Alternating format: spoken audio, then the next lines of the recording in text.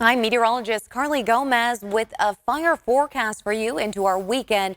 Major fire concerns as a red flag warning is in place for these strong wind gusts and dry conditions. Now, we did see the hay fire break out just south of Vacaville. This one just over 900 acres. Now, we're also looking at the Oakland fire that caused evacuations as well as of Friday afternoon. Now, we are expecting still to see some strong gusts funneling in from the north, but mostly moving toward the coastal range spots. So unfortunately, these fires, even though they are somewhat contained, could potentially still flare up. So that'll be a concern into the overnight hours Friday into Saturday, and hopefully no new fires also break out.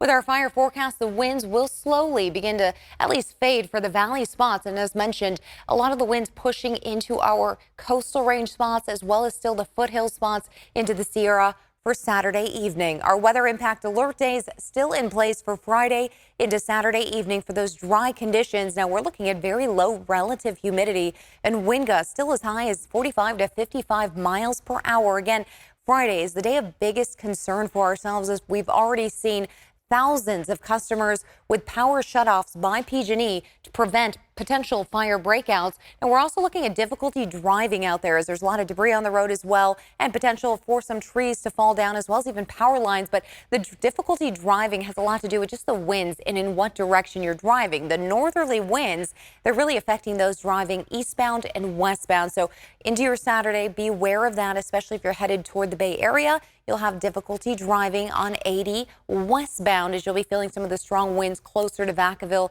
Fairfield, and toward the Bay Area. All right, as we take a look here at our impacts, we are seeing this still through Saturday, 5 p.m. The impact for you is just really major fire concerns and the impact to see debris in the roadways and those strong gusts. Your need is to stay alert. Just be aware of your surroundings, what's happening. And if you do live in a more rural area where there is a lot of grass and shrubs, just be ready to go in case a fire does break out. Now, what we're looking at is that red flag warning that's just north of Redding all the way down into areas of the San Joaquin Valley, just south there of Modesto, also pushing up through Santa Rosa and the Bay Area into the Central Coast. Now, we're looking at those winds still picking up through tonight, pretty strong. But let's take a look at our drought monitor. This is really going to help us out. We started our new water year. This is helping to figure out where we stand. We had a pretty decent rainy season last year from last October 1st through September 30th. Now we're starting a new water year, and our drought conditions are not that bad. I mean, we have seen it all in red before when we have serious drought years, but still, nonetheless, we're pretty dry out there, especially as we've now ended summer, moved into fall, and barely got any rain. We've had the most 100-degree days in any given year on record. And now what we're looking at is the state here is most of it in that yellow shade, and then portions of the desert spots of our state are seeing some severe drought to moderate drought as you see them there in those orange kind of tan shades. But otherwise, most of our state is seeing abnormally dry conditions to moderate drought at 28%. That 13% is mostly areas around Los Angeles toward Orange County, where they're mostly just seeing no real drought effects in those areas. So something to keep in mind when we talk about going into the new rainy season. Our current humidity slightly starting to improve. Earlier today, we saw this number in Fairfield down to even 9%. So it's slowly recovering into the evening hours, but it's not going to be much recovery overnight. We're still looking at the teens, not what you want to see as we get into the overnight hours. 10% relative humidity in Placerville, very low there. So these numbers aren't going to recover too much. If anything, we'll probably be in the 30 percentile range as we get into the early morning hours. So expecting another dry day ahead for your Saturday.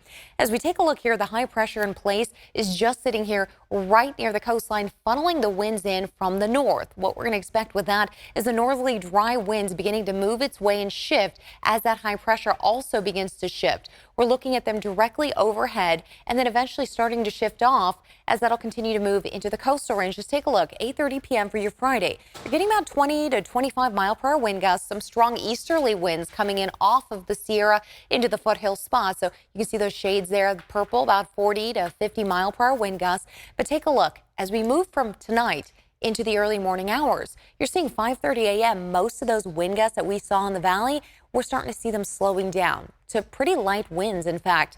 But the gusts begin to shift into the coastal range spots here, as much as even 40-mile-per-hour gusts to about 25 in Fairfield. So again, this is a hot spot where we're a little concerned, especially through those overnight hours, for potential fire outbreaks. Moving on into your Saturday mid-morning hours, you still see them kind of funneling in, but they still begin to start shifting more offshore, and more of the easterly winds through the foothills. Now into our valley, still pretty light winds. So a lot of people have plans for Saturday and Sunday. You're actually going to be pretty good if you're staying in the valley. Just a lighter breeze here. Otherwise, you had plans to head to the Bay Area or up into the foothills and Sierra. Still going to be a little gusty for you. Everything begins to start calming down after 5 p.m. That's, in fact, when the red flag warning there does come to an end. Now, as we take a look at our Futurecast 500 millibar chart, half the atmosphere, kind of seeing where we're seeing our steering winds happening. Our low pressure begins to shift toward the east. Now, this orange zone and lighter yellow color here is kind of where we see a zonal flow. Just notice how we stay in these colors pretty much for most of the week there. That means our temperatures are going to be pretty moderate, pretty much the same for most of the week in the upper 70s to low 80s. It's not really until we get to the following weekend. At Friday and Saturday, we start beginning to see a little bit of a dip happening here. The further this dips into California, the cooler the temperatures are expected to get, and even a better shot for maybe some rain. At this point in time, it looks like any kind of precipitation may just stay further north. So it looks like we're just going to see temperatures the following weekend cooling down into the mid to low 70s. Now, for our foothill spots on your Saturday, we'll be looking at temps right around the mid 70s or so, low 80s in Ione. Overnight lows, though, are getting much colder. 39 overnight in Groveland, with 42 in Sonora, 38 in Twain Harte overnight. Check out Truckee and South Lake Tahoe. They're already starting to make snow as they got an inside slider yesterday. That low pressure system dropped as much as 2 inches of snow at Palisades, Tahoe. Now they're looking at making more snow with the cold temperatures remaining below freezing point. That's helping them start to accumulate more snow and make more and create that production there. So hopefully we can get that going, but otherwise a little chilly for regular city spots there where we're used to seeing a little bit warmer temperatures overnight. Looking to San Francisco and Oakland, 80-degree temperatures overnight, the mid to upper 50s.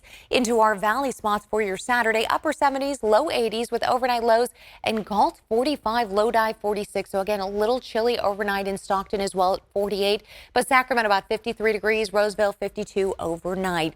Now, our next 3 days out, we'll be looking at our weather impact alert day still remaining for your Saturday.